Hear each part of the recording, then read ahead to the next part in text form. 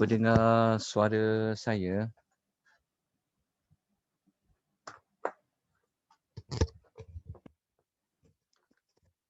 Dengar tak? Tafadhol Ustaz. Okey, kita ada berapa minit lagi? Okey, dah boleh mula kot. 4 minit lagi Sekejap.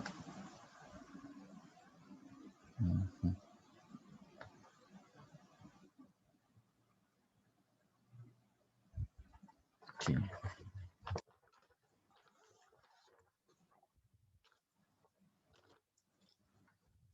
Mungkin boleh mula? Ke nak tunggu dulu? Silakan Ustaz. Okey, kita mulakanlah kot insya-Allah. Rasanya ramai dah sampai kot tarawih. Assalamualaikum warahmatullahi wabarakatuh. Alhamdulillahirabbil alamin. Wassalatu wassalamu ala asyrafil anbiya'i wal mursalin wa ala alihi wa sahbihi ajma'in. Asyhadu an la ilaha illallah wahdahu la syarika lah wa asyhadu anna Muhammadan abduhu wa rasuluhu. Allahumma salli wa sallim ala nabiyyina Muhammad wa ala alihi wa sahbihi wa man tabi'ahum bi ihsanin ila yaumiddin, amma ba'd. Alhamdulillah, syukur kehadirat Allah, pada malam ini kita sekali lagi dapat kita bertemu untuk siri yang kedua, malam yang kedua, sempena dengan malam kedua Ramadan, yang mana kita akan memberi tumpuan kepada memahami tujuan juzuk yang ada pada Al-Quranul Karim, yang mana tajuk ini kita namakan ia sebagai sinopsis 30 juzuk. Apabila kita sebut sinopsis, bermakna kita tidak memberi ketafsiran ayat demi ayat, tetapi kita melihat sudut yang utama untuk kita memahami juzuk-juzuk di dalam Al-Quran. Seperti yang telah saya sebut pada hari semalam, kita akan melihat, kita nak mencari objektif. Maksudnya apakah objektif juzuk tersebut yang kita boleh ambil pengajaran. Bukan kita boleh ambil pengajaran, sebenarnya pengajaran tu dah memang ada.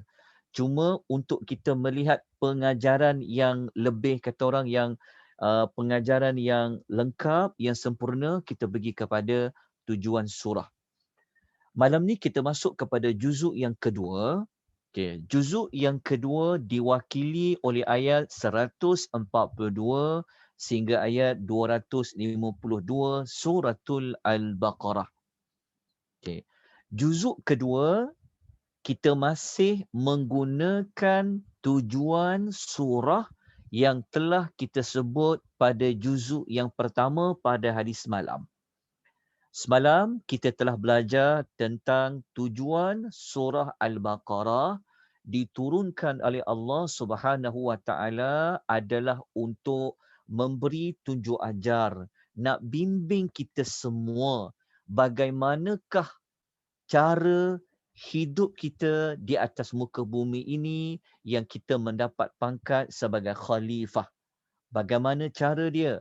Apakah panduan dia?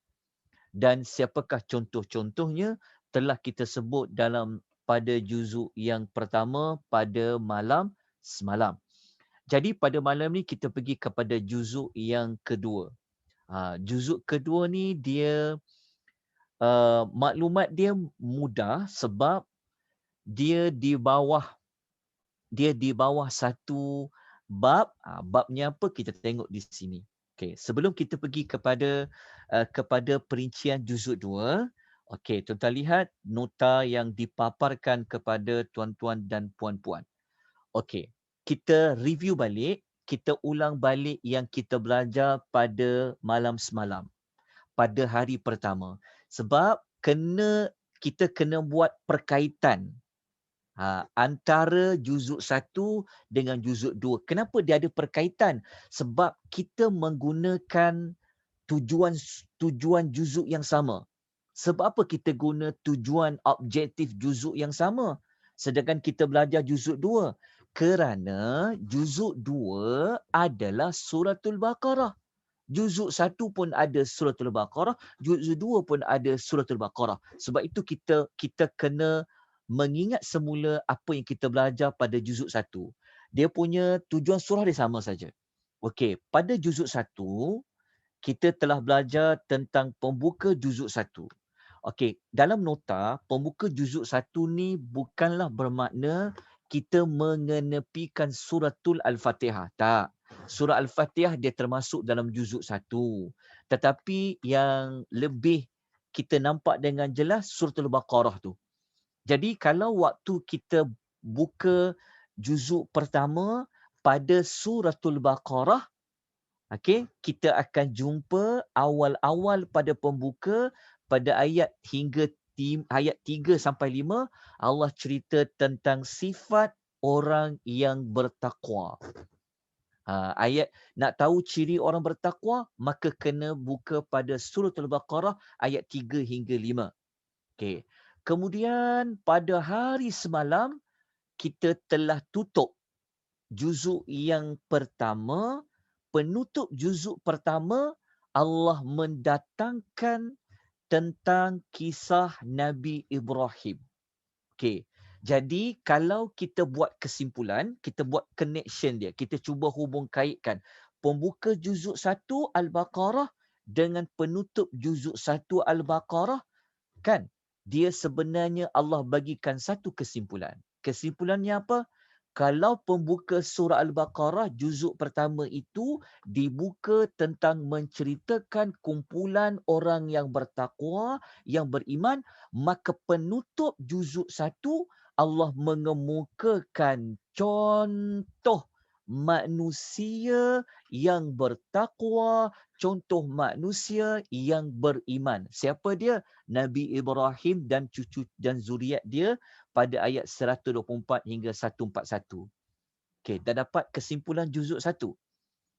Juzuk 1 inilah sebenarnya core dia sebenarnya pada juzuk 1 pada pembuka dengan penutup dia. Okey, jelas dekat sini. Okey. Jadi untuk kita selarikan dengan tujuan surah, tujuan juzuk, maka Nabi Ibrahim adalah contoh khalifah yang paling ideal, yang paling sesuai untuk dicontohi. Kalau waktu ayat ni turun, of course, ia memberikan panduan kepada Nabi Muhammad, kepada orang Islam, kepada sesiapa yang ada di situ, orang-orang Arab musyrikin ke, kepada orang kafir ke, kepada orang munafik ke, kepada orang Yahudi ke, bahawa Ibrahim ini adalah contoh manusia, khalifah yang sukses, yang dia berjaya. Kenapa dia berjaya? Sebab dia ada ciri-ciri orang yang bertakwa seperti mana permulaan suratul Al-Baqarah pada juzuk yang pertama. Okey, kita dah pegang maklumat tu. Pegang maklumat tu baik-baik, okey. Kerana kita nak sambung juzuk 2. Kerana juzuk 2 kita kena linkkan semula dengan juzuk 1. Lepas tu ada kesimpulan dia. Okey. Dah jelas tentang pembuka dengan penutup. Okey, sekarang kita pergi kepada tentang sifat orang bertakwa ni. Tak apa, nanti kita ulas dekat hujung juzuk 2. Waktu kita nak habis hujung juzuk 2 ni, kita akan ulas tentang 5 ayat yang pertama dalam suratul Al-Baqarah. Okey, kita terus pergi kepada tugas khalifah. Okey, semalam masih ingat lagi kita telah menyebutkan bahawa dalam banyak-banyak maklumat tentang khalifah, ciri khalifah, kan? Maka kita telah sampai kepada maklumat apakah yang perlu dilakukan oleh seorang khalifah.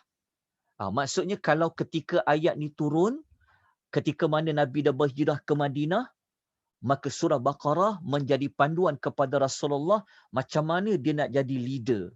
Macam mana dia nak membentuk negara bumi Madinah tu? Macam mana dia nak bangunkan bumi Madinah tadi?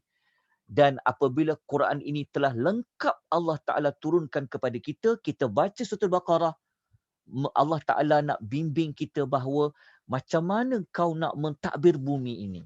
Apa yang kau perlu buat? Okey, juzuk 1 kita telah sebutlah tentang ciri paling utama apa, siapa contoh-contoh manusia terbaik, siapa yang perlu kita ikut.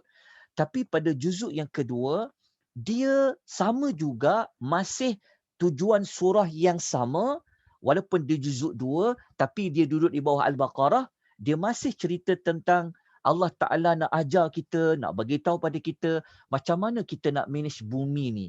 Macam mana kita hidup kat bumi Allah Ta'ala ni, kita kena buat apa? Apa tugasan kita?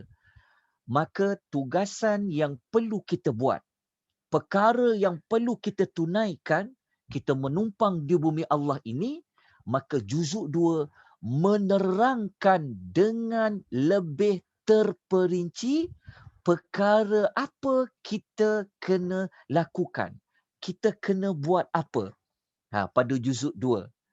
Okey, juzuk 2, juzuk 2 dia mengandungi al-awamir wan nawahi. Dia mengandungi perintah-perintah. Sebenarnya perintah ni dari siapa? Perintah tu dari Allah lah. Jadi untuk memastikan kita berada sepanjang kita hidup dekat bumi Allah Ta'ala ini, semua orang memegang jawatan khalifah tadi, so dia kena buat apa? Apa perkara yang perlu dia tunaikan? Maka juzuk 2 menceritakan. Okey, juzuk 2 ni kita tengok dulu tentang kandungan. Sekejap Okey, sekejap. Okey, perintah. Okey, begini. Okey, perintah Okey, jelas perintah. Okey, perintah-perintah. Okey, dekat perintah-perintah tu maksud dia macam ni. Mudah je. Perintah-perintah tu, juzuk 2 ni, nanti kalau dah baca ataupun baru nak baca, malam ni baru nak masuk juzuk 2 ataupun dah baca juzuk 2, tuan-tuan akan dapat ayat-ayat dalam juzuk 2. Okey, juzuk 2 ingat juzuk 2 bermula ayat 142 sampai 252. Okey, tu juzuk 2. Jangan pergi juzuk 3 dulu. Juzuk 2 dulu. Fokus pada juzuk 2. Juzuk 2, kita akan dapati banyak perkara yang Allah minta kita lakukan. Itu dipanggil do. Allah perintahkan kita kena buat. Ada beberapa perkara dalam juzuk 2 Allah kata kau kena buat ini, kau kena buat ini. Dalam masa yang sama, dalam juzuk yang kedua, Allah Ta'ala bagi tahu kepada kita yang hidup kat muka bumi sebagai khalifah ni, Allah Ta'ala bagi tahu apa? Allah juga memberitahu don't. Allah kata jangan buat dan jangan buat. Maka kena buat, jangan buat diletak di bawah tajuk perintah-perintah. Dari siapa? Dari yang melantik kita jadi khalifah. Dari siapa perintah itu? Yang menciptakan Adam, asal usul adanya manusia. Perintah itu kenapa kita kena tunaikan? Lah, kita kan duduk di bumi dia. Kita kan menggunakan nikmat-nikmat dia. Maka ada perintah yang kita kena buat. Okey, dalam nota, saya telah sebutkan contoh-contohnya kepada tuan-tuan dan puan-puan. Dia ada perintah. Okey, juzuk 2 ni dia mudah saja. Dia bukan mudah. Juzuk 2 ni sebab kita belajar sinopsis, saya hanya sebut saja contoh-contoh perintah dari Allah dalam bentuk wajib buat, kena buat dan dalam bentuk jangan buat. Okey, kita akan sebut sekejap lagi. Yang kita kena buat kenapa? Kenapa kita kena buat? Lah, engkau kan seorang khalifah. Faham tak? Jadi Quran dia bimbing kita. Jadi kalau kita baca juzuk 2 ni, dia juzuk 2 ni dia beri panduan kepada kita. Macam mana aku nak berjaya menjadi sebagai seorang khalifah? Macam mana nak pastikan tugas sebagai khalifah ini dipenuhi? Maka pada zaman Nabi, mereka menggunakan suratul Baqarah. Dan kita pun pengajaran dia, kita kena baca suratul Baqarah, ambil teladan dia. Okey, sebelum kita pergi kepada contoh-contoh perintah tadi, okey, tuan-tuan tengok pada pembuka dan penutup. Okey, ingat. Saya dah sebut hari semalam. Kalau nak faham Al-Quran, pada surah-surah di dalam Al-Quran guna kaedah apa? Semalam saya dah sebut. Salah satu kaedah tuan-tuan dan puan-puan boleh melihat kepada pembuka dan penutup. Jadi malam ni kita akan gunakan kaedah melihat pembuka juzuk 2 pasal apa, penutup juzuk 2 pasal apa. Ni dipanggil belajar dengan cepat. Buka pembuka, lihat pada penutup. Lepas tu kesimpulan dia apa. Kerana Al-Quran tu yang menyusunnya Allah. Allah yang menyebut pembukanya mesti pasal apa, penutupnya mesti pasal apa. Allah yang buat semua-semua tu. Yang menyusun ayat lah. Tapi yang meletak juzuk-juzuk tu ijtihad para ulama. Tetapi yang menyusun ayat-ayat itu adalah Allah. Maka mesti ada sesuatu yang Allah nak bagi tahu pada kita yang dah lama dah dengan Quran. Jadi kita belajar. Okey, pada pembuka juzuk 2, pada pembuka juzuk 2, kita akan jumpa tentang topik Allah cerita tentang mengarahkan bertukarnya arah kiblat. Okey, nanti buka ayat 142 sampai 152. Kalau baca malam ni ataupun baca besok pagi ataupun kalau dah baca sekalipun, nanti buka ayat 142. Ayat 142 adalah permulaan juzuk 2. Sampailah ayat 152, hampir sebelah ayat sebenarnya, Allah cerita tentang kiblat yang Allah Ta'ala tukar. Okey. Ada sesuatu yang Allah Ta'ala nak kita ambil perhatian. Ada pengajaran dia tentang kiblat itu Allah Ta'ala tukar. Ada sebab dia. Okey.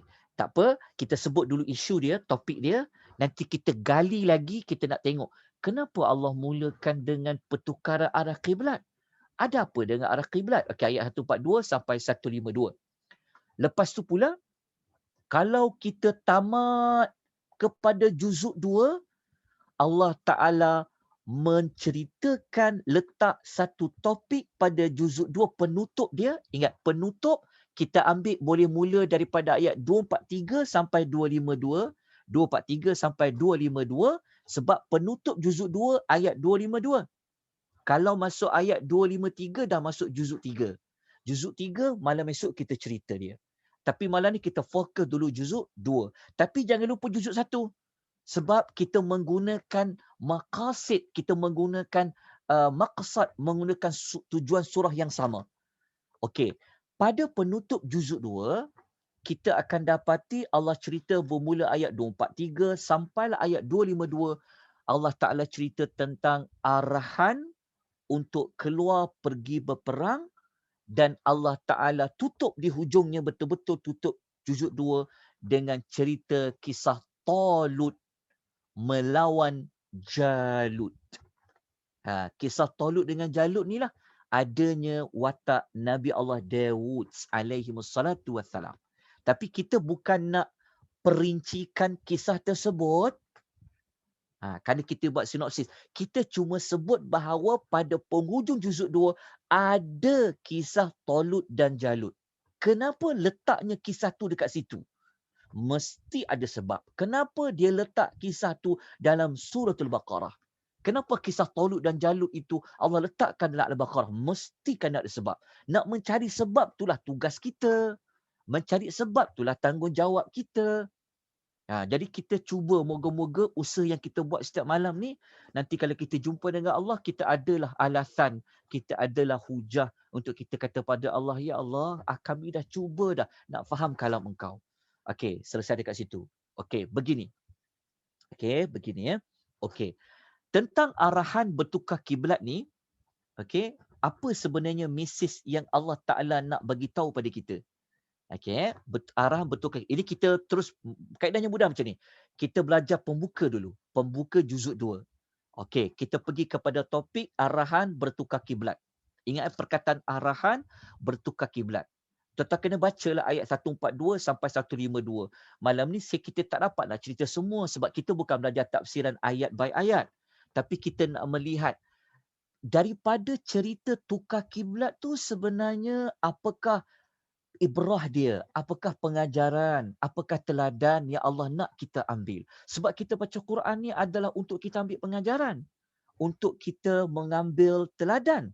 Okey, kalau kita baca dalam kisah pertukar arah kiblat, saya ambil pada ayat 142 dan 143 saja untuk kita melihat kepada ibrah dia secara tidak langsung. Okey? Kalau nak lebih faham, kena bacalah 142, 143, 144 sampai 152. Tetapi cukup dengan maklumat pendek ni untuk kita melihat core, maksudnya cerita arah kiblat tu sebenarnya dia nak beri maklum apa? Okey, pertama tuan-tuan kena tahu dulu. Tuan-tuan kena tahu dulu macam mana kiblat ini bertukar. Macam mana kisah kiblat ni bertukar? Okey, sekarang ingat ya, Al-Baqarah ni turun waktu Nabi dekat Madinah.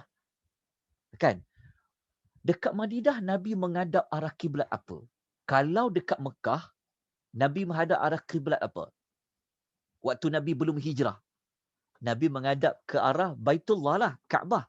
Tapi apabila Nabi pergi Madinah, Nabi diperintahkan oleh Allah untuk menghadap ke arah Baitul Maqdis di Palestin tu, Baitul Maqdis di Palestin, selama dalam riwayat Ibnu Katsir menyebutkan bahawa berbelas-belas bulan juga.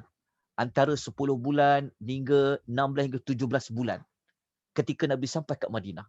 Nabi sampai je kat Madinah, maka Allah perintahkan arah kiblat Muhammad mesti menghadap ke arah Baitul Maqdis. Jadi, apabila menghadap ke arah Baitul Maqdis, siapa yang suka ketika itu? Sudah tentu orang Yahudi. Sebab orang Yahudi, dia ada dekat Madinah. Maka mereka merasa bangga. Kan? Jelas kat situ. Tak lama selepas itu, berbelas-belas bulan itu, Allah Ta'ala perintahkan kiblat mesti menghadap kepada Baitullah di Mekah. Patah balik, tukar ke arah ke Baitullah di Mekah. Okey, kenapa Allah buat macam tu? Kenapa? Apakah sebenarnya mesej yang Allah nak sampaikan? Ini penting kita faham Quran. Okey. Allah cerita pada ayat 142. Ayat pertama pembukaan juzuk 2. Allah kata sayaqulu sufaha'u minan nasi ma wallahum an qiblatihim allati kanu 'alaiha. Nanti kalau baca juzuk 2, boleh baca juzuk 2, jumpa ayat ni. Allah Ta'ala kata apa? Orang yang bodoh itu. Dia panggil sufaha. Sufaha itu maknanya ajuhal. Orang-orang yang jahil. Okey, orang yang bodoh ni siapa? Ingat, ayat ni dia berlaku ketika Nabi dah tukar kiblat, menghadap kiblat daripada Baitul Maqdis pergi kepada Kaabah. Maknanya orang-orang yang ada dekat Madinah lah. Siapa dia sufaha ni? Kalau ikut Al-Imam Al-Tabari, dia merujuk kepada orang munafik, termasuklah orang-orang Yahudi. Allah panggil mereka as-sufaha. Mereka adalah orang yang bodoh. Bodoh apa? Mereka ini mengenepikan kebenaran, mereka buat-buat tak tahu, mereka ini macam-macam lah nak menunjukkan mereka ni jahil dalam mengenal kebenaran. Allah kata apa? Mereka berkata apa? Orang bodoh akan berkata. Sebenarnya belum lagi tukar arah kiblat tu, tapi selepas tu nanti akan tukar. Tapi sebelum tukar Allah Maha mengetahui. Ya, orang bodoh tu dia akan cakap apa? Dia akan cakap, apakah yang menyebabkan orang Islam ni berpaling daripada kiblat mereka selama ni? So orang Yahudi dengan orang munafik, mereka akan menempelak orang Islam. Kalau tukar je arah kiblat, mereka akan mengecam orang-orang Islam. Kenapa tukar kiblat? Tambah lagi orang Yahudi lah. Orang Yahudi lagi dia akan marah. Sebab apa? Sebab mula-mula mereka sukalah. Sebab menghadap ke arah Baitul Maqdis kan. Seperti mereka Bani Israel kan. Okey. Lepas tu Allah Ta'ala suruh jawab. Kalau mereka cakap macam tu, mereka mempelekehkan kamu, kamu cakap saja. Timur dan barat itu adalah milik Allah. Allah memberi petunjuk kepada siapa yang Allah kehendaki kepada jalan yang lurus. Okey. Maksudnya Allah Ta'ala ajar pada Nabi Muhammad, nak menghadap ke mana, timur dan barat ke, ia adalah milik Allah. Okey, kena faham tentang arahan menukar kiblat ini adalah dari Allah. Allah itulah yang melantik kita sebagai khalifah. Kena ambil tentang tujuan surah. Okey, ayat 143 kita akan jumpa sebab apa Allah suruh tukar kiblat tu. Kenapa Allah Ta'ala suruh menghadap Baitul Maqdis dulu, lepas tu tukar ke arah kiblat menghadap Baitullah? Ayat 143 memberikan jawapan. Tapi saya tak ambil yang depan-depan. Saya ambil ayat yang 143 ni tengah-tengah. Sebab tu tuan-tuan jumpa ada titik-titik tiga tu, maksudnya saya ambil ayat yang kita nak rujuk dia. Kita nak, sebab waktu kita agak pendek, kita ambil kepada isi penting saja. Semua tu ayat tu penting, 143 tu. Tapi apa pendalilan dia? Kita tengok. Kenapa Allah Ta'ala buat pertukaran arah kiblat macam tu? Okey, Allah Ta'ala bagi tahu sebenarnya. Dia ada kaitan dengan tujuan surah. Tengok Allah kata apa. Allah kata, وَمَا جَعَلْنَا الْقِبْلَةَ الَّتِي كُنْتَ عَلَيْهَا إِلَّا لِنَعْلَمَ مَنْ يَتَّبِعُ الرَّسُولَ مِمَّنْ يَنْقَلِبُ عَلَى عَقِبَيْهِ. Kita baca ayat di juzuk 2, barulah kita faham. Tapi kalau kita baca saja, of course kadang-kadang kita tak faham. Apatah lagi, lepas tu baca terjemahan. Kenapa pula lah Kaabah dia ditukar? Okey, kita baca 143. Allah kata apa? Dan kami tidak jadikan kiblat yang engkau menghadapnya itu dulu Muhammad. Melainkan untuk kami mengetahui tentang siapakah yang benar-benar ikut Rasul dia dan siapa pula yang berpaling tadah tidak ikut Rasul tu. Rupa-rupanya hikmah kenapa Allah suruh Nabi tukar daripada menghadap Baitullah waktu dekat Mekah sampai dekat Madinah kena menghadap Baitul Maqdis. Kenapa? Sebenarnya ia adalah satu testing. Satu cubaan, satu ujian. Allah Ta'ala nak tengok siapa yang betul-betul dia akan ikut Rasul. Maksudnya sebenarnya Allah Ta'ala suruh Nabi menghadap ke Baitul Maqdis, lepas tu nanti nak tukar balik tu, sebenarnya Allah Ta'ala nak tengok siapa yang akan ikut Rasul. Kalau Rasul menghadap ke Baitul Maqdis, kiblat, siapa akan ikut dia? Dan siapa yang tak ikut dia? Lepas tu siapa pula yang akan murtad ke, siapa yang akan jadi kafir ke? Itulah sebenarnya wujudnya cerita tentang menghadap ke arah kiblat di antara hikmah dia. Allah Ta'ala ceritakan pada ayat 143. Untuk apa? Untuk Allah tengok. Allah Ta'ala nak tengok siapa yang benar-benar ikut Rasul, siapa yang berpaling tadah. Dan Allah Ta'ala kata, dan sesungguhnya pertukaran arah kiblat tu, yang Allah testing tu kata Allah adalah amat berat. Maksudnya bukan semua orang boleh terima nak menghadap Baitul Maqdis tu. Lepas tu nak tukar balik arah kiblat tu, bukan semua orang boleh menerima. Orang yang boleh terima, yang boleh ikut Rasul, yang boleh penuhi titah perintah Allah adalah orang yang Allah telah memberi kepada mereka hidayah. Jelas dekat situ? Faham tak? Maknanya permulaan juzuk 2 ni daripada ayat 142 sampai 152 ni sebenarnya Allah Ta'ala nak bagi tahu pada kita. Allah Ta'ala nak bagi tahu pada kita tugas kita sebagai seorang khalifah sepatutnya buat apa? Kalau Allah Ta'ala arahkan sesuatu, suka ke, tak suka ke, ikut. Kalau Rasul itu tukar kiblat, ikut. Dia ada hubung kait tak dengan tujuan surah? Adalah. Dan kisah arah kiblat ni pula sangat kena dengan nama surah Al-Baqarah tu. Ingat tak kita sebut hari semalam? Tentang Bani Israel yang Nabi Musa cakap apa? Allah Ta'ala perintah kepada kamu sembelih seekor lembu betina. Mereka tak nak ikut. Jadi sebenarnya dalam erti kata lain, Allah Ta'ala nak melihat, Allah Ta'ala nak tengok siapa yang betul-betul yang layak jadi khalifah, yang menunaikan arahan dari Allah dan siapa yang tidak menunaikannya. Jadi mesejnya kepada kita macam tu. Walaupun contoh study case-nya pasal kiblat, tapi pengajaran kepada kita ialah kalau Allah arahkan kita apa saja sekalipun, kita suka ke, tak suka ke, sesuai ke, tak sesuai ke, kita kena buat apa? Kita kena ikut. kita kena patuh. Sebab apa? Sebab saya khalifah Allah. Tuan-tuan khalifah Allah. Pemerintah khalifah Allah. Itulah tujuan belajar suratul Al-Baqarah. Tapi khatam setiap tahun. Kan? Buat majlis khatam gempak gila. Tetapi Allah Ta'ala arahkan banyak songeh, banyak pula macam-macam. Jadi dia tak sampai kepada maksud tujuan surah Al-Baqarah itu Allah turunkan. Okey, jelas kat situ.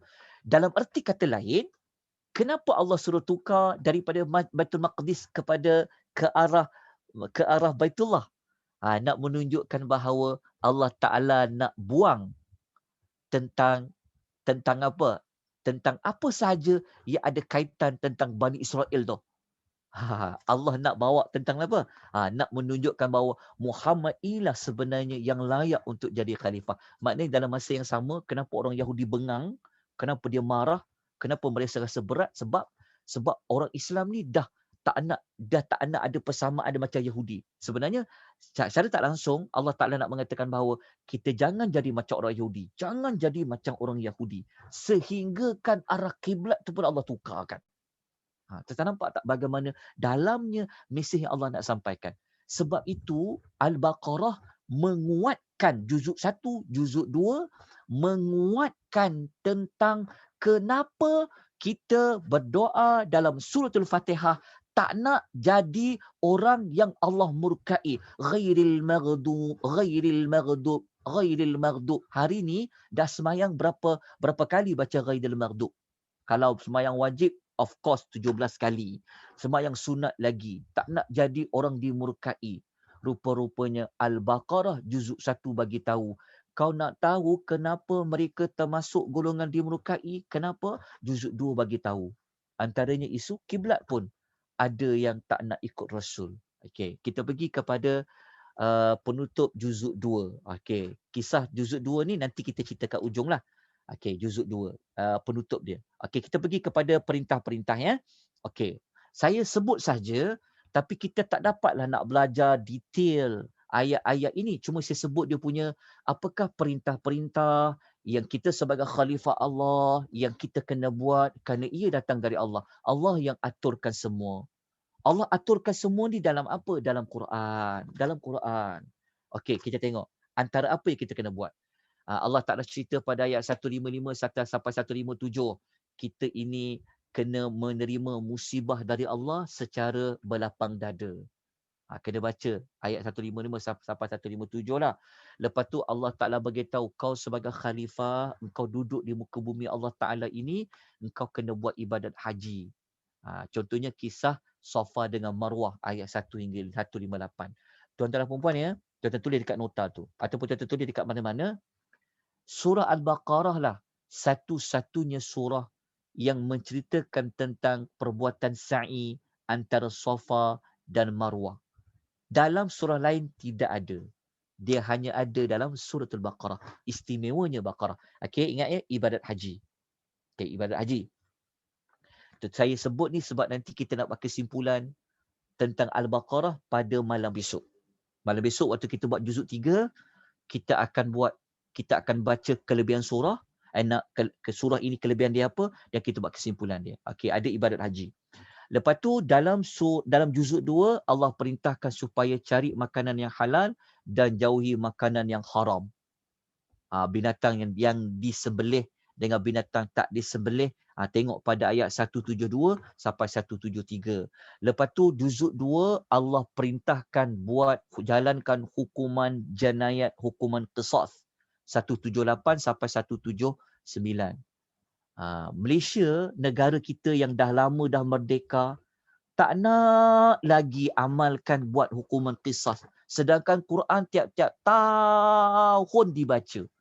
Tapi kita belum lagi mampu nak buat hukuman qisas. Sedangkan ia perkara yang Allah wajibkan. Ayat 178 sampai 179. Lepas tu kita akan jumpa Allah sebut tentang wasiat sebelum meninggal. Kena buat wasiat pasal harta pada ayat 180 sampai 182. Lepas tu Allah cerita tentang kefarduan puasa. Juzuk 2. Juzuk 2. Kalau kita tanya balik, kenapa kepada puasa tak letak juzuk 1? Juzuk 2. Kerana juzuk 2 ni adalah juzuk yang menceritakan tentang apakah perintah, apakah yang Allah Ta'ala nak kita lakukan sebagai seorang khalifah. Kefaduan puasa ayat 183 sampai 187. Kefaduan puasa ni surah Al-Baqarah lah satu-satunya tempat di dalam Al-Quran yang menyebut tentang ibadat puasa yang Allah fardukan. Tak ada dalam surah lain. Kenapa? Tuan-tuan ingat ya perkataan saya sebut tadi? Macam saya sebut perkataan tentang dalam surah lain tak ada menyebut tentang ibadat haji, sa'i, safa dan marwah. Hanya ada pada surah Baqarah. Okey, kerana dia ada sebab. Okey, puasa dia hanya disebutkan dalam suratul Baqarah tentang kefarduan puasa, hikmah puasa. Tak ada dalam surah lain.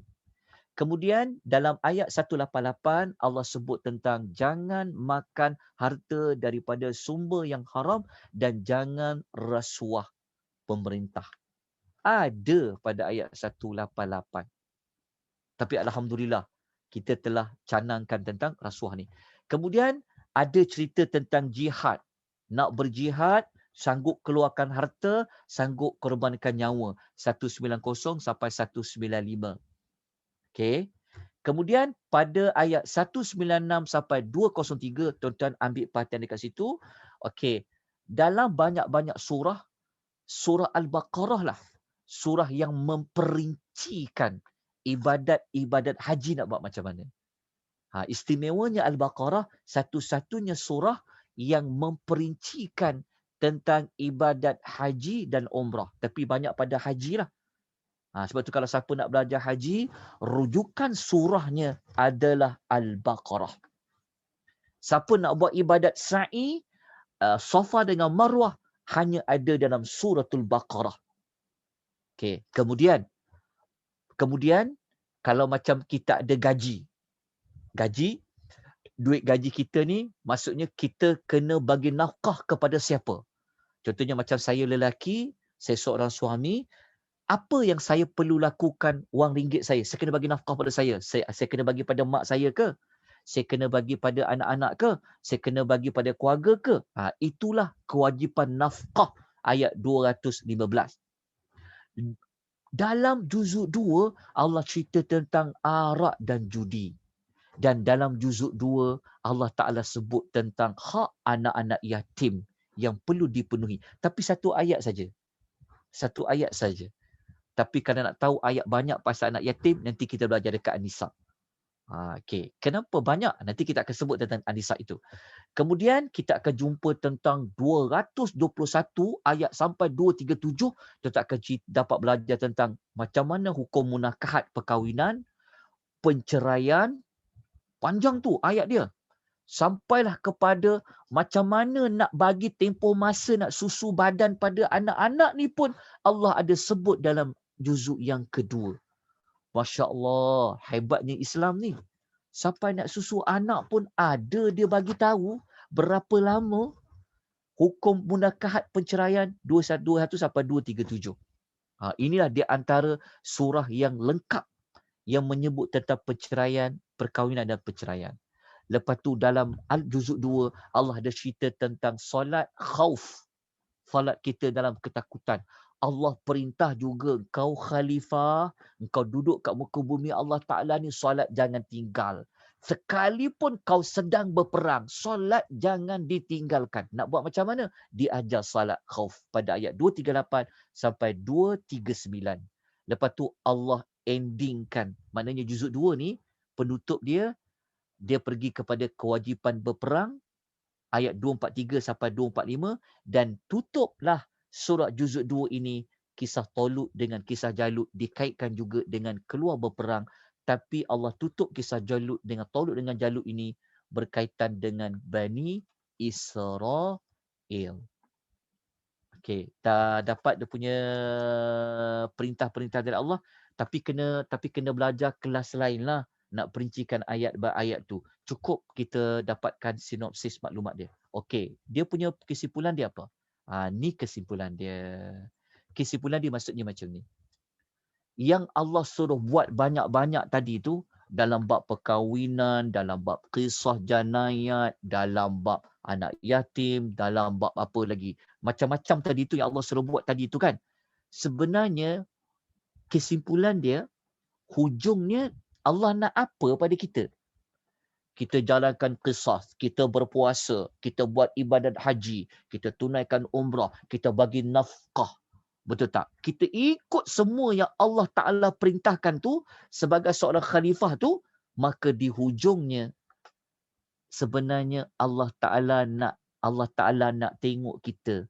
Engkau ni orang bertakwa ke tak bertakwa? Hujungnya sebenarnya nak apa? Allah Ta'ala nak bentuk kita ni. Sebenarnya Allah Ta'ala nak bimbing kita supaya hujungnya kita menjadi orang yang bertakwa. Kalau sebut tentang jadi orang bertakwa, dia akan kena dekat, dia akan kena kepada topik apa? Dia akan patah balik kepada ayat pembuka juzuk yang pertama. Okey. Kalau nak kuatkan lagi maklumat ni, kan? Kalau nak kuat lagi maklumat ni, kita kena ulaslah tentang pembuka juzuk pertama. Kita dah belajar juzuk 1. Tetapi juzuk 1 ni sebenarnya, pembuka juzuk 1 itulah sebenarnya kesimpulan kepada 3 juzuk dalam Al-Baqarah. Percaya tak? Saya akan buktikan pada tuan-tuan puan. Saya akan buktikan pada tuan-tuan dan puan. Okey, begini. Kita kena patah balik untuk mengulas 5 ayat pertama Al-Baqarah tu. Okey, ni ayat dia. Kan kita tahu kan pada ayat yang alif lam mim zalikal kitabu la raiba fihi tu kan. Alif lam mim ayat pertama. Zalikal kitabu la raiba fihi hudal lil muttaqin, sampailah ayat yang kelima lah. Okey, ayat yang kelima. Okey, ayat ni kita baca kan. Sebenarnya ayat 2 sampai ayat 5 ni, kita pergi kepada 2 sampai 4 lah. 2 sampai 4 ni sebenarnya inilah kesimpulan daripada Al-Baqarah. Percaya tak? Okey, saya akan buktikan pada tuan-tuan dan puan sebenarnya. Okey. Kalau waktu kita baca juzuk 1, kenapa Allah bawa watak Ibrahim jadi penutup juzuk 1? Kerana Ibrahim itu ada sifat orang-orang yang bertakwa macam awal-awal juzuk 1 Al-Baqarah. Lepas tu pula juzuk 2 tadi apa? Juzuk 2 tadi kan penutupnya pasal apa? Pusinglah kena buat ni, hujungnya kepada mana? Untuk membuktikan kita ini khalifah yang bertakwa. Kena juga pada pembuka 5 ayat pertama Al-Baqarah. Okey, mari kita dalami sikit tentang 5 ayat pertama Al-Baqarah tu. Okey, kita terus pergi kepada ayat 2 lah. Okey, ayat 2 ni saya buat ringkasan saja. Ayat ni ini adalah terjemahan dia. Tapi cuba tuan-tuan tengok kesimpulan di sini. Dan saya akan buktikan pada tuan-tuan dan puan bahawasanya 5 ayat pertama surah Al-Baqarah itulah sebenarnya ayat-ayat yang datang selepas dia, ayat-ayat datang selepas dia semua menjelaskan ayat 1 sampai 5. Okey, tapi tak apa, kita tengok dulu maklumat ni. Okey. Daripada ayat 1 sampai 5, kita ambillah ayat 2 sampai ayat nombor 5. Okey, kita akan dapat ciri orang bertakwa. Okey, cuba tengok ciri orang bertakwa baik-baik. Tengok susunan dia. Kalau ingat ya, kalau nak belajar Quran, kena alert juga, kena cakna, ambil perhatian tentang susunan dia. Allah kata siapa lagi? Allazina yu'minuna bil ghaib. Pertama dulu Allah sebut orang yang bertakwa kan, Allah kata hudan lil muttaqin. Cuba tengok dekat sini. Okay, kalau orang kata tak ada pun ustaz orang bertakwa, sebenarnya ada pada ayat 2. Allah kata hudan lil muttaqin. Quran ini untuk mereka, petunjuk bagi mereka bertakwa. Lepas tu Allah terangkan, mereka yang bertakwa tu siapa? Ayat 3 terangkan. Allazina yu'minuna bil ghaib. Mereka yang beriman kepada perkara ghaib. 1. Lepas tu baru Allah kata apa? Allah kata pada ayat tadi tu, dia buat apa lagi? Wa yuqimunas salah. Orang bertakwa yang kedua adalah dia mengerjakan salat. Lepas tu buat apa? dia menginfakkan harta yang Allah beri. Yang keempat apa? Dia beriman kepada kitab yang diturunkan kepada Nabi Muhammad dan juga kepada semua kitab.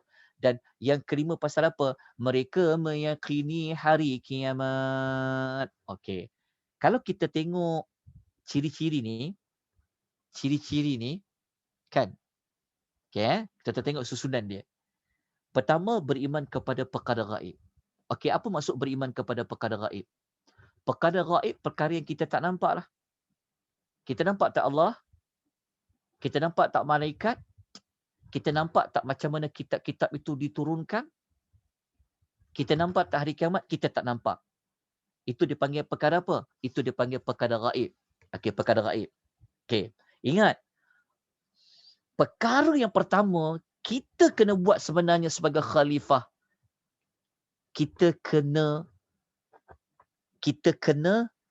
belajar, kita kena tahu tentang iman kepada perkara gaib dulu. Lepas tu barulah nak bincang tentang solat. Barulah nak sebut tentang infak harta. Beriman pada gaib. Okey. Kenapa kita nak ulas tentang ayat ini sedangkan kita dah juzuk 2?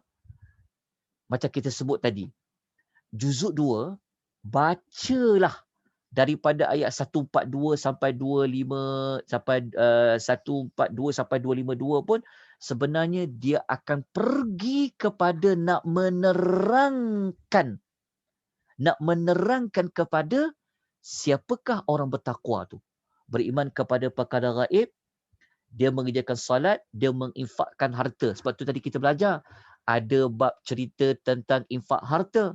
Kan betul tak? Bagi nafkah, lepas tu buat apa? Nak pergi haji, kena infakkan harta. Lagi kena buat apa? Banyak lagi. Berjihad, kena infak harta.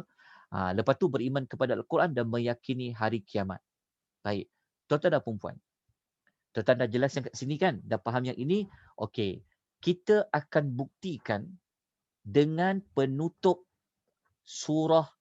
Kita buktikan penutup juzuk 1 yang dia kembali kepada ciri orang beriman yang 5 tadi tu.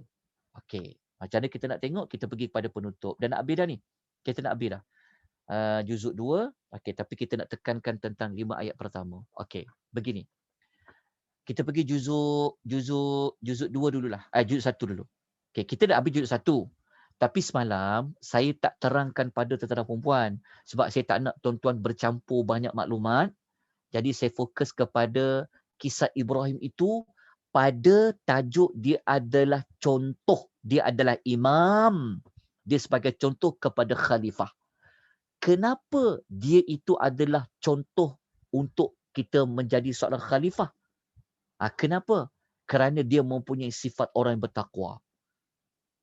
Apa sifat orang bertakwa tadi tu? Ambil yang 5 tadi tu dan yang penting juga kepada meyakini tentang perkara gaib dan meyakini hari kiamat.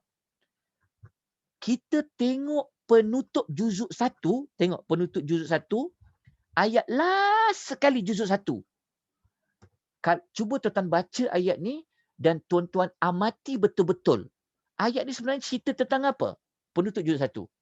Tilka ummatun qad khalat laha ma kasabat wa lakum ma kasabtum wa la tus'aluna amma kanu ya'malun. Ini juzuk 1. Kita dah belajar semalam.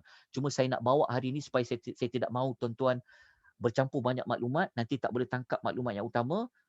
Dan kalau kita baca ayat 141 ni sebenarnya cerita pasal apa? Cuba tuan-tuan bagi tahu. Cerita pasal apa sebenarnya?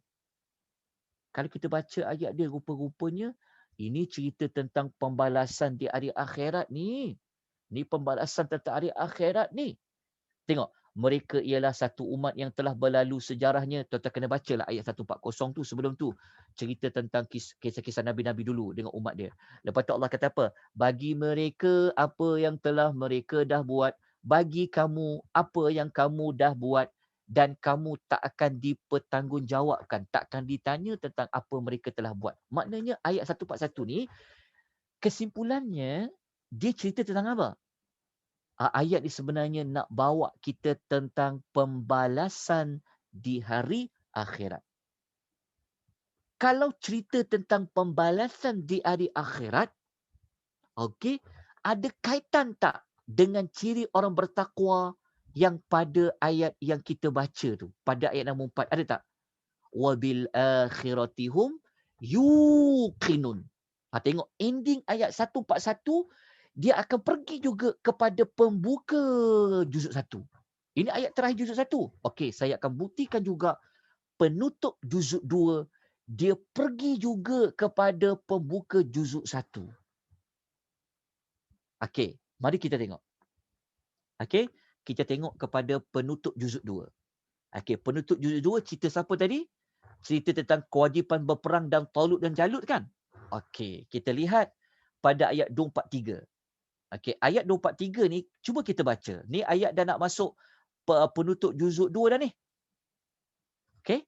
Ayat 243. Allah kata apa? Alam tara ilal ladzina kharaju min diyarihim wa hum ulufun hadaral maut faqala lahumullahu mutu summa ahyahum. Okey, kita baca ayat dia. Allah Ta'ala kata kepada Nabi Muhammad, Allah Ta'ala cerita ni kisah orang dulu.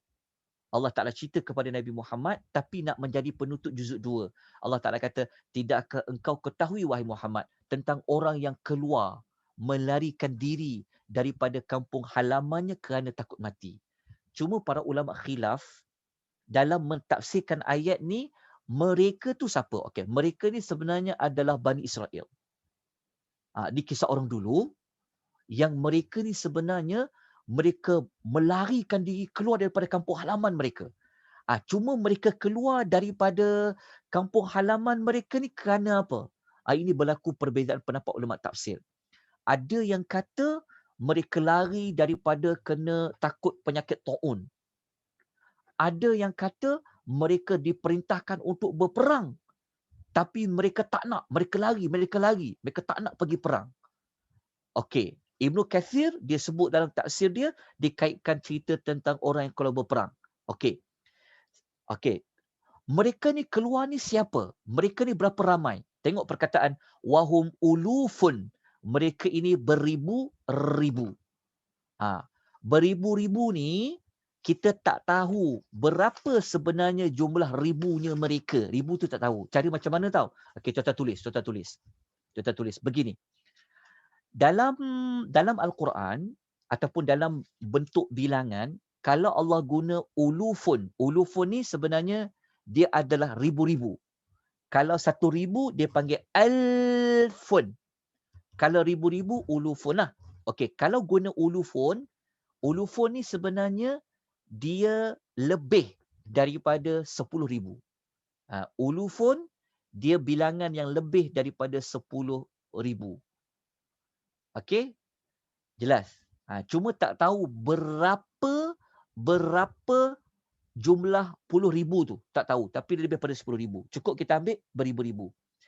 Apabila mereka nak melarikan diri, ingat melarikan diri dari perang boleh selamat.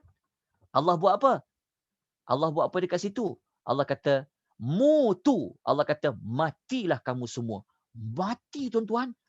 Yang kalau kita ambil lah, lebih 10,000 tadi kan, beribu-ribu tadi tu, nak lari pada perang, ingat takut pergi perang, ingat perang tu mati. Maksudnya kan mereka tak nak pergi perang. Sebab apa? Takut kalau perang mati. Mereka larikan diri. Beribu-ribu keluar daripada kampung. Allah Ta'ala buat apa? Allah Ta'ala matikan mereka.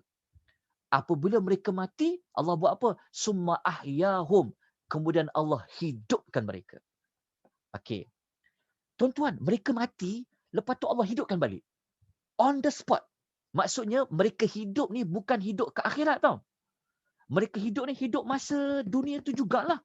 Kisah dulu mereka mati, mereka lagi ingat boleh tak mati kalau tak pergi perang. Rupa-rupanya Allah matikan juga mereka tapi Allah hidupkan balik. Allah hidupkan balik ulufun tu. Okey. Jelas kat situ. Ayat 143 ni, 243 ni sebenarnya kenapa Allah Ta'ala cerita tentang mereka mati, lepas tu hidup semula? Ada kaitan tak Allah boleh hidupkan dari kiamat? Ada kaitan tak? Ada kaitan tak? Ada kaitan. Allah kata, mati kau. Lepas tu Allah hidupkan semula. Maknanya, kalau manusia nanti mati, boleh tak Allah hidupkan balik semula? Allah boleh hidupkan balik semula. Okey, itu mesej dia. Okey, kita lihat pada penutup surah juzuk 2 ni, pada cerita Talut dan Jalut, kita terus pergi kepada ayat 249. Tengok 249, tengok 249, kita terus pergi kepada kisah Talut tu. Ayat dia panjang lah, cerita macam mana nak lantik seorang raja, dilantiklah Talut tu. Tapi kita terus pergi kepada cerita yang mereka nak keluar pergi berperang dengan Jalut. Okey, pergi dengan Jalut. Pada ayat 249 Allah Ta'ala cerita apa? Allah Ta'ala cerita maksud dia, setelah Talut bersama-sama orang yang beriman menyeberangi sungai itu, berkatalah orang yang meminumnya.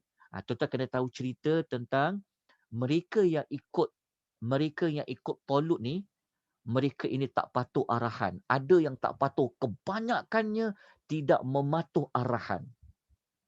Ini perangai siapa? Perangai siapa yang tak patuh arahan ni? Bani Israel lah. Dia ikut Talut. Jadi ada yang patuh. Ada Bani Israel yang patuh tapi tak ramai. Yang ramai tu tak patuh, mereka minum juga air itu sepuas-puasnya air dekat sungai tu. Lepas tu, waktu mereka dah berjaya seberang sungai, mereka nak pergi ke medan peperangan, nak bertemu dengan Talut, mereka yang tak patuh perintah Talut tadi tu, mereka buat apa? Mereka kata, la taqata lana al-yawma bijalut. Mereka buat alasan. Oh, kami hari ni tak terdayalah, kami tak ada kemampuan lah kami nak menentang Jalut dan bala tenteranya. Tengok ya. Dah lah mereka tak nak dengar cakap Talut. Lepas tu mereka cakap apa? Mereka cakap mereka nak melarikan diri, tak nak pergi berperang, nak lawan dengan Talut. Tengok Jalut tu, mereka buat alasan tak nak. Kami tak mampulah, kami nak lawan Jalut dengan tentera dia. Tetapi Allah Ta'ala cerita ada satu kumpulan yang akan berperang dengan Jalut tadi. Kenapa? Tapi mereka ni sikit tau. Mereka ni sikit tuan-tuan. Tetapi, ini isi penting dia. Tetapi kenapa mereka berani? Mereka sanggup nak lawan juga dengan Jalut dengan lapalan tenteranya. Tengok dia punya skrip dia. Tengok pada ayatnya. Allah Ta'ala kata apa? Qala alladhina yadhunnuna annahum mulaqullah. Gariskan ayat tu. Maksud dia apa? Berkata pula orang yang yakin bahawa mereka akan temu Allah. Tengok ayat dia. Kenapa yang ramai ni, kenapa yang sikit ni, mereka sanggup nak bertemu juga dengan Jalut, nak lawan Jalut juga. Sebab mereka telah percaya. Mereka sudah ada iman bahawa mereka nanti akan bertemu dengan Allah. Maknanya apa? Apa faktor yang menyebabkan mereka nak lawan juga siapa? Nak lawan juga Jalut ni? Sebab mereka meyakini suatu hari nanti mereka akan bertemu dengan Allah. Bertemu dengan Allah tu kat mana? Sudah pastilah pada hari kiamat. Meyakini pertemuan manusia dengan Allah hari kiamat. Bukankah Allah sebut pada awal-awal ayat pada pembukaan suratul Baqarah, wabil akhirati hum yuqinun. Inilah kumpulan manusia tu antaranya. Lepas tu mereka kata apa? Mereka kata apa? Berapa banyak dah sejarah-sejarah dulu orang yang sedikit berjaya menewaskan golongan yang banyak dengan izin Allah. Dia sebut izin Allah tu pun dia sudah ada kepercayaan kepada gaib, perkara gaib. Dia beriman kepada Allah tu. Dan dia kata apa? Allah sentiasa menolong orang-orang yang bersabar. Okey, lepas tu apa lagi? Lepas tu, dah dapat maklumat ini. Okey, saya akan berikan bukti yang lain. Bukti yang sangat konkret. Yang sangat konkret bahawasanya penutup juzuk yang kedua ini juga sebenarnya dia mempunyai pertalian yang sangat rapat dengan pembukaan juzuk yang pertama tentang sifat orang bertakwa. Okey. Tengok ya. Tuan-tuan cari. Saya bagi kerja kat tuan-tuan dan puan-puan, tuan-tuan cari. Ayat yang sebut akhirat ya, surah yang paling banyak menyebut akhirat dalam Quran adalah Al-Baqarah. Dalam surah Al-Baqarah 10 kali Allah sebut. 10 kali Allah sebut. Tuan-tuan cari. Okey. Tuan-tuan cari. Perkataan akhirat ada 10 kali. Paling banyak. Surah lain tak ada yang sebanyak surah Al-Baqarah. Kenapa ya? Kenapa akhirat Allah sebut perkataan akhirat tu paling banyak dalam Al-Baqarah? Tentu ada sebab dia. Okey. Lepas tu pula kalau kita buka perkataan yaumil akhir kan, hari akhirat, surah yang paling banyak menyebut tentang hari akhirat adalah dalam surah Baqarah 7 kali. Bukalah surah lain, tuan-tuan takkan jumpa Allah menyebut hari akhirat itu paling banyak melainkan dalam Al-Baqarah. Dan menariknya Al-Baqarah ini Allah menyebut tentang mati, maut yang paling banyak dalam suratul Baqarah. Sebanyak 5 kali Allah menyebut tentang mati dalam suratul Baqarah Al-Maut. Jadi apa perkaitan maut dengan hari akhirat? Apa perkaitan maut dengan akhirat? Jadi, tuan-tuan dan puan-puan ya, kesimpulan dia, dia banyak kali sebut kesimpulan kan. Mana satu kesimpulan dia? Okey. Dia punya kesimpulan dia. Juzuk 2 kita belajar tadi. Juzuk 2 adalah juzuk yang memperincikan tentang apakah yang kita perlu buat semasa kita berada di bumi Allah Ta'ala ini. Kita dah sebut tadi apa kena buat. Okey. Macam mana nak buat? Macam mana nak bagi berjaya boleh buat? Macam mana nak pastikan kita boleh buat? Macam mana nak pastikan kita akan tunaikan segala tugas yang Allah cerita dalam juzuk 2? Dia punya jawapan dia adalah kena patah balik kepada 5 ayat pertama. Apa dia? Engkau beriman tak dengan perkara gaib? Kalau kau beriman dengan perkara gaib, engkau akan dapat buat semua yang Allah sebut dalam juzuk 2. Kalau kau meyakini nanti engkau akan bertemu dengan Allah di hari akhirat, engkau pasti akan buat semua perkara yang Allah Ta'ala sebutkan dalam juzuk 2. Tuan setuju? Oleh demikian, nak memantapkan menjadi seorang khalifah yang sukses, maka kena adalah sifat-sifat yang dalam 5 ayat pertama. InsyaAllah pasti kita boleh buat semua yang Allah sebut dalam juzuk yang kedua. Wallahu ta'ala a'lam. Dah selesai. Betul-betul dekat 23 dah dekat pukul 11 ke pukul berapa ni? 10.30, 11.30, dekat 11.30 dah. Dekat malam dah. Mungkin kita kena mula awal kot lepas ni ya. Mungkin kita mula pukul 10 suku kot. Besok malam kita mula 10 suku. Sebab lewat juga nak habis ni. Tak cukup juga ni kalau 45 minit. Saya perlukan sejam juga. Ada yang tertidur pun ada tu. Tahu ada yang tertidur tu. Tak apalah. Allah Ta'ala berikan rahmat pada kita. Moga-moga. Okey, kita dapat dah kesimpulan dia. Dah faham dah juzuk 2. Dan dapat kaitkan juzuk 2 dengan juzuk pertama.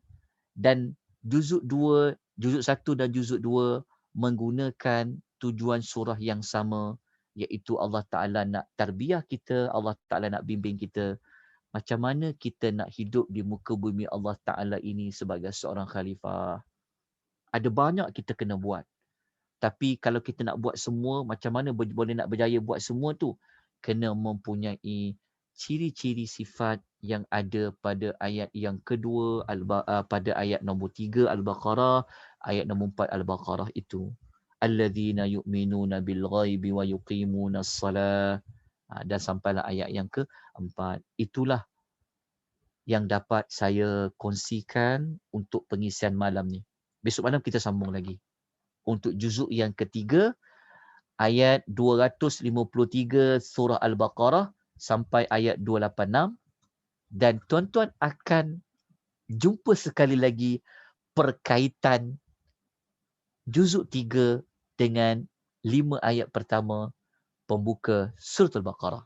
Dan kita akan lihat nanti kita akan dapat nanti, kita akan buat kesimpulan pembuka Al-Baqarah dengan penutup Suratul Baqarah pada juzuk yang ketiga. Tuan-tuan akan mendapati ada petautan yang sangat-sangat, yang ada pertalian yang sama. Dan apabila ada pertalian yang sama, cerita yang sama, maka itulah sebenarnya mesej yang Allah nak sampaikan kepada kita. Dan kita akan masuk juga surah Ali Imran sehingga ayat nombor 91. Okey. Aqulu qouli hadza wa astaghfirullahal azim wa billahi taufiq hidayah. Wassalamualaikum warahmatullahi wabarakatuh. Ada apa-apa pertanyaan yang boleh saya jawab? Siapa yang dia dah nak berundur boleh sebab dah lewat malam dah, kesian tuan-tuan perempuan. Okey, ada soalan nak tanya? Ada apa-apa nak tanya? Dekat chat ada tak?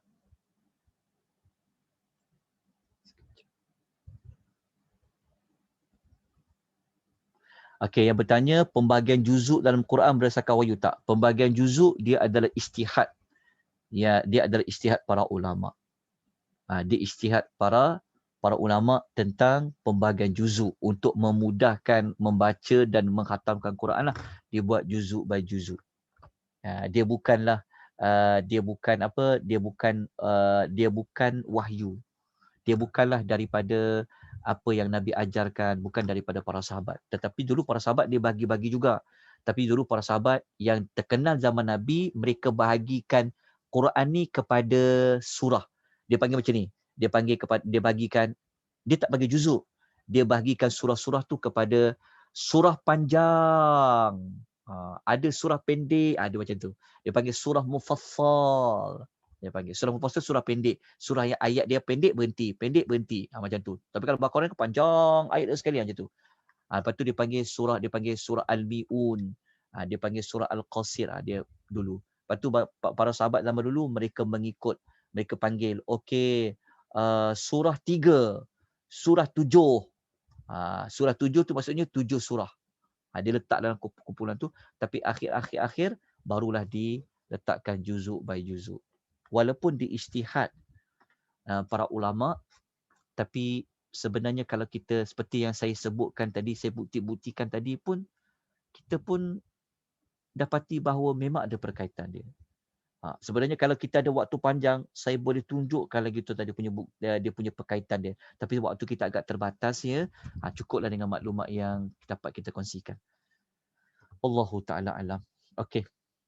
Kalau tak ada apa-apa, banyak terima kasih ni. Nama surah Allah yang bagi. Okey, nama surah. Okey, begini. Dia begini. Susunan ayat memang tak ada khilaf, dia memang wahyu dari Allah. Dia adalah taufiqi. Okey, dia adalah tauqifi. Kalau susunan surah, memang dia juga adalah berdasarkan petunjuk, berdasarkan wahyu. Nama surah pun mengikut pendapat yang tepat, nama surah dia adalah wahyu dari Allah Subhanahu. Dia adalah wahyu, dia adalah berdasarkan petunjuk Nabi sallallahu alaihi wasallam. Kalau nak tahu tentang kekuatan belajar tentang nama surah, saya jemput tuan-tuan ikut pada kelas hari Sabtu insya-Allah pukul 3 petang. Kita belajar nama surah. Okey, kenapa surah Al-Baqarah berkaitan dengan tajuk lembu betina? Kita dah terang dah sebelum ni. Lembu betina itu sebenarnya mengambil teladan daripada kisah Bani Israel yang mereka ini tidak tunduk, tidak patuh kepada perintah Allah untuk menyembelih seekor lembu betina. Maksudnya dinamakan Al-Baqarah tu sebab kisah Bani Israel tu, yang mereka nak menyelesaikan satu kes pembunuhan, nak mencari siapa yang membunuh seseorang, maka Allah Ta'ala suruh sembelih lembu betina, kerana lembu betina tu nanti akan ambil bahagian daripada bahagian lembu betina tu, nak pergi letakkan, pukul kepada orang mati tu boleh hidup, lepas tu orang mati tu dia boleh cerita siapa yang bunuh dia. Tapi syarat dia kena sembelih lembu betina. Tapi orang Bani Israel mereka degil. Mereka tak nak ikut apa yang telah Allah suruh tu. Dah suruh banyak kali baru nak buat. Jadi mesejnya kepada kita bahawa apa? Jangan ikut perangai, karakter orang Bani Israel yang tidak tunduk dan patuh kepada perintah Allah Subhanahu Wa Taala. Itu yang tadi hikmah dia. Wallahu taala alam. Okey, tak ada? Ada soalan secara verbal? Kalau tak ada, saya berhenti di sini. Aku qouli hadza wa astaghfirullahal azim. Kita jumpa insya-Allah pada juzuk ketiga malam besok. Wabillahi taufiq hidayah. Wassalamualaikum warahmatullahi wabarakatuh.